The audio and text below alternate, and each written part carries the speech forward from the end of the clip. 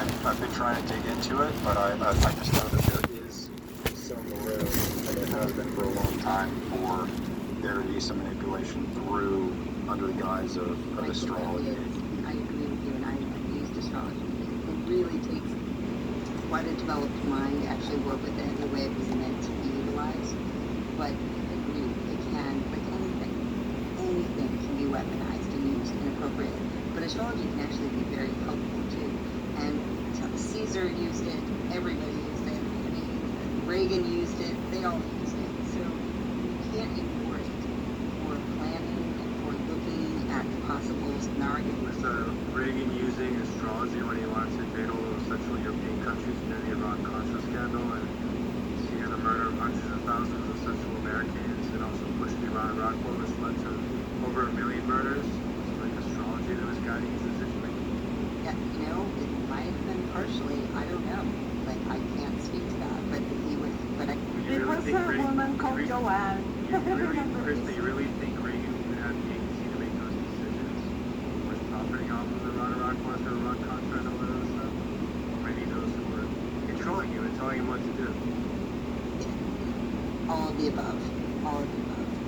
Okay, well, I don't really, again, we're going to just agree to disagree on the extent to which astrology played any role in guiding or enabling leaders to make any type of decisions, because it's those around them that obviously are in charge and making those decisions through entities like the State Department and the Pentagon, whether it's think tanks, like of course we discussed many of them, Council of Foreign Relations, the Bilderberg Group, and of course the Trilateral Commissions. They're the ones who make the decisions, of course, and they don't use any astrology.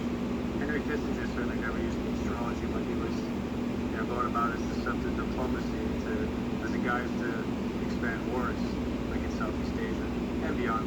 Or when he was saying stuff like control a country by controlling its resources, control the people by controlling their food. Don't really see astrology there. It seems pretty binary. Alright, let's keep going ahead. I'm not saying this happened, but what if? Because apparently he started paying attention to his astrologer. I think her name was Joanne. Before after, it's getting all the time right with the mention. Whatever.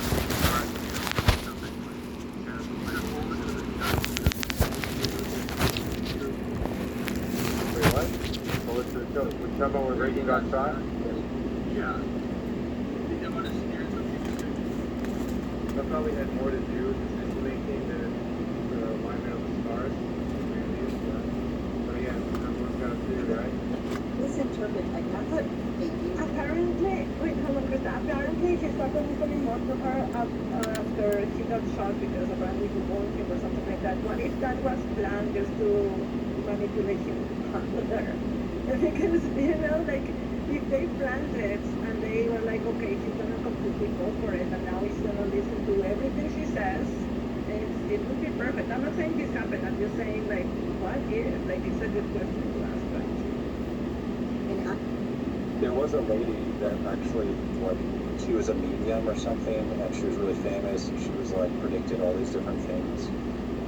I can't remember, something about, like, people got lost in Israel, some, like, Americans, and then they called her, and she, like, figured out where they were, and she predicted JFK's assassination, and it's like, one thing as far as, like, this, like, hypnosis kind of thing, is there's this book, Thinking Fast and Slow, by literally, like, the head of the IDF, this Daniel Coleman guy. And, like, I read it, like, a long time ago before, October 7th, so I just thought, like, oh, this is retarded, like, this is kind of, like, demonic or whatever. Like, just because it's like, why would I want to know how to manipulate people? Like, who would ever use that? But that's, like, literally their playbook, and one of them is to prime people. And so it's like, people wouldn't look into it if they're like, oh my gosh, well, it was written in the stars, and this lady, she saw it coming. And it's like, yeah, she's connected to the people who killed him. Obviously, she saw it coming. You look at everything she predicted, and it was all government stuff. And that's where I think the name spooks come from for CIA-type agents, is that they would pretend to be mystical. Like, it started with mesmerism, and, like, Frank Mesmer or whatever. And ever since then, he was like this government establishment of spooks, of these hypnotists and whatnot. And pretending to be a medium was definitely a thing, a way to prime people so that they wouldn't look further into it. Like, oh, we don't need details because this like happened because of fate. Yes, exactly. That's what I wanted to say, but you said it perfectly, Michael. Yeah, but It was Anton. That's That's- Anton. was Oh, well, yeah, that was Says the name was. Elena Blavatsky, yes, Albert Purpose. She was very, very famous, and she was quite the seer. She, spent a lot of time with Rudolf Steiner. Rudolf Steiner laid down some incredible information for us in our future and who we are. And basically, they did they moved something out of her eye, and for 3 years she was like paralyzed. She couldn't see anything, and because they were so afraid of her, she could literally see what was coming, and she kept weighing it down, and then they did some sort of thing on her, some dark spell on her, and she couldn't see for 3 years.